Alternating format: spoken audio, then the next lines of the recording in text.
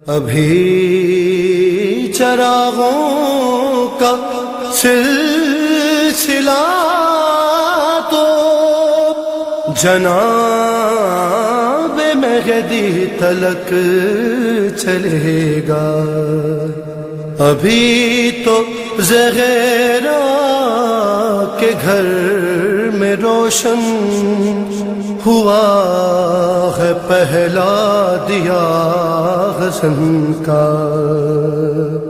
جنت نے ایک مرتبہ شکوہ کیا تھا کہ قد اسکنت من الضعفاء والفقراء، پروردگار زیادہ تر تو نے مجھ میں ضعیف لوگ فقیر لوگ رکھے ہیں جنت میں۔ جنت نے شکوہ کیا کہ مجھ میں زیادہ تر کمزور لوگ تھے دنیا میں، وہ آنے والے ہیں، اور یہ جو میری ہمسائی ہے اس میں بڑے بڑے لوگ، بڑے بڑے پولیٹیشینز، بڑے بڑے ماشاءاللہ کیا کہا جائے۔ اچھا یہ بھی میں کہہ رہا ہوں ہر ایک جگہ کوئی ہم سویپنگ اسٹیٹمنٹ نہیں دے سکتے، ہر جگہ ریشو پروپورشن کے حساب سے زیادہ تر جو تھا، تو یہاں پر بڑے بڑے عہدوں والے لوگ زیادہ اس طرف ہیں جن کی دنیا میں ویلیو تھی، بڑے بڑے کچھ مولوی حضرات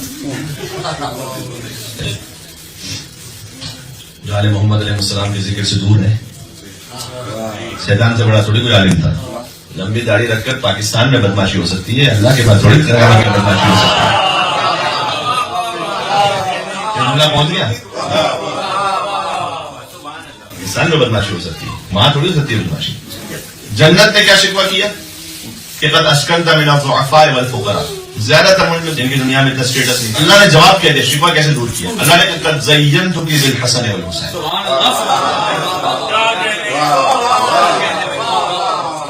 قد زینتک بالحسن والحسین، کہ جنت تو فکر نہ کر، ضعیف لوگ آئیں گے، فقیر لوگ آئیں گے، ٹھیک ہے، لیکن میں نے تجھے حسن اور حسین جیسے نگینوں سے زینت عطا کی ہوئی۔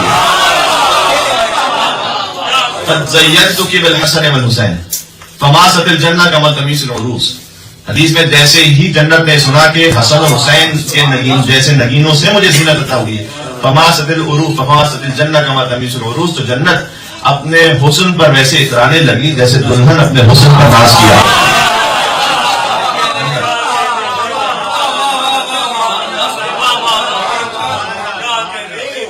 مل کے صلوات بھیجیں سیدہ شبانہ